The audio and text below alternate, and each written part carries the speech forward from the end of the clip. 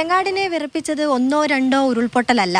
ഇന്നലെ ഡ്രോൺ പരിശോധനാ റിപ്പോർട്ട് വന്നതിൻ്റെ അടിസ്ഥാനത്തിൽ 100-ലധികം ഉരുൾപൊട്ടലാണ് സംഭവിച്ചത് എന്നാണ് പറയുന്നത്. അതിൻ്റെ യാഥാർത്ഥ്യവശം ഞങ്ങൾ മനസ്സിലാക്കുകയും ചെയ്തു. വിലങ്ങാട് നിന്നും പന്നേരി ഭാഗത്തെ ഏറ്റവും മുകളിലത്തെ ഭാഗത്താണ് ഞങ്ങളിപ്പോൾ നിൽക്കുന്നത്. ഈ ദൃശ്യം നിങ്ങൾക്ക് കാണാം. അത് വെറും ഒരു പൊട്ടൽ മാത്രമാണ്. ഇത്തരത്തിലുള്ള ഒരുപാട് പൊട്ടലുകൾ ഞങ്ങൾ വരുന്ന വഴി കണ്ടു. ഈ ഒരു ഉരുൾ പൊട്ടിയ സമയത്ത് ഇതിൻ്റെ മറുവശത്ത് ഉണ്ടായിരുന്ന വീട്ടിലുള്ള ഒരു ചേച്ചിയാണ്. എവിടുന്നാണോ ഉരുൾ പൊട്ടി വരുന്നത് നമ്മൾ അറിയുന്നില്ല. ഒത്തിരി ഇവിടുന്ന് പൊട്ടുന്നു, അവിടുന്ന് പൊട്ടുന്നു, ചുറ്റും പൊട്ടൽ തന്നെ. ഇവിടുന്ന് പൊട്ടുമ്പോൾ അങ്ങോട്ട് ഓടുക, അങ്ങുന്ന് പൊട്ടുമ്പോൾ ഇങ്ങോട്ട് ഓടുക. ഒരു 2-2.5 മണിക്കൂർ നേരം ഞങ്ങൾ അങ്ങോട്ടും ഇങ്ങോട്ടും ഓടി തന്നെ നിൽക്കുമായിരുന്നു. എത്ര കുടുംബമുണ്ട് ചേച്ചി ഈ ഒരു ഭാഗത്ത്? ഇവിടെ 27. ഒരു വലിയൊരു ദുരന്തമായിരിക്കും എന്ന് വിചാരിച്ചിരുന്നു. ഇത്രയും വലിയ ദുരന്തമാണെന്നുള്ളതൊന്നും വിചാരിച്ചില്ല. ഓക്കെ വണ്ടി വരുമ്പോൾ അങ്ങനെ വരുന്ന ആകാശത്തോടെ ഞാൻ പിള്ളേരെല്ലാം വിളിച്ചു. എല്ലാവരും ഉണ്ടായിരുന്നു ഞങ്ങളെ വീട്ടിൽ.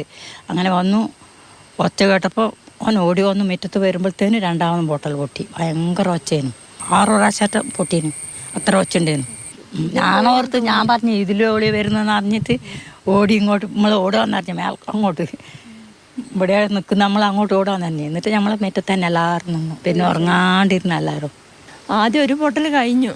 അപ്പോഴത്തേക്ക് നമ്മൾ ഇവിടുന്ന് ഇറങ്ങി മേലെ വീട്ടിൽ കയറി. പിന്നെ ഒന്ന് പൊട്ടി ഒരു സെക്കൻഡ് കഴിയുമ്പോഴത്തേനും പിന്നെ അടുത്തത് അങ്ങ് അപ്പുറം. ഭയങ്കര എല്ലാവരും പേടിച്ച് നമുക്ക് കാലിൻ്റെ അടി നിന്നെല്ലാം അങ്ങനെ എല്ലാവരും പിന്നെ വിറച്ച് എങ്ങോട്ടാ പോകണ്ടെന്ന് അറിയില്ല. പിറ്റേ ദിവസം ഒരു 9 മണിയായപ്പോൾ എല്ലാവരും കൂടെ ഇവിടുന്ന് ഈ ഒരു മലയെന്ന്, പന്നേരി എന്നുള്ള മലയെന്ന് മാറി ഞങ്ങൾ കുറ്റലൂർ മലയിലായിരുന്നു. അവിടെ അങ്ങോട്ട് ഓടി. അവിടെ ചെല്ലുമ്പോഴാണ് അവിടെ ഉരുൾ പൊട്ടിക്കിടക്കുന്നത്.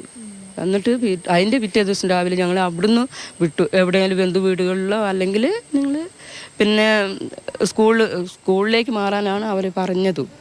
അപ്പം ഞങ്ങൾക്ക് പിന്നെ ഓരോരുത്തർക്കും ഇങ്ങനെ കുട്ടികളെല്ലാം ഉള്ളത് കൊണ്ട് അങ്ങോട്ടും ഇങ്ങോട്ടും വീടുകളിലേക്കെല്ലാം മാറി ഞങ്ങൾ ആകെ വന്നിട്ട് 4 ദിവസമേ ആയുള്ളൂ. ഞാൻ ചെന്ന് നോക്കുമ്പോൾ ആ കശുമാവെല്ലാം പറഞ്ഞ് അങ്ങോട്ട് കിടക്കുന്നുണ്ട്. പിന്നെ ഒരു പറമ്പെന്ന് പറയുന്നത് ഇങ്ങോട്ടുണ്ട്, ഈ ഒരു വശത്തോട്ട്. അവിടെ ചെല്ലുമ്പോൾ എൻ്റെ കാപ്പി, കൊടി, കുരുമുളക് കൃഷി എല്ലാം പോയി. നമ്മൾ ഈ കവളപ്പാറ പൊട്ടിയ പോലെ അല്ലെങ്കിൽ ഇപ്പം വയനാട് പൊട്ടിയതിനേക്കാളും കഷ്ടമാണ് ഇതിൽ. പന്നേരി ഭാഗത്തുള്ള ആളുകളുടെ ഒരു ആശങ്കയാണിത്. കാരണം ഡ്രോൺ സർവേ റിപ്പോർട്ട് വന്നതുൾപ്പെടെയുള്ള കാര്യങ്ങൾ വന്നതോടുകൂടി വലിയൊരു ആശങ്കയിലാണ് ഇവർ കഴിയുന്നത്. 100-ലധികം ഇടങ്ങളിൽ ഉരുൾപൊട്ടി എന്ന് പറയുന്നു. സ്വാഭാവികമായും ആശങ്ക തന്നെയാണ് ഇവർക്കുള്ളത്. എങ്ങോട്ട് മാറി താമസിക്കും എന്നതുൾപ്പെടെയുള്ള കാര്യങ്ങളിൽ വലിയ ആശങ്കയാണുള്ളത്. ഷിജിൻ നരിപ്പറ്റയ്ക്കൊപ്പം നയൻതാര, മാതൃഭൂമി ന്യൂസ്, കോഴിക്കോട്.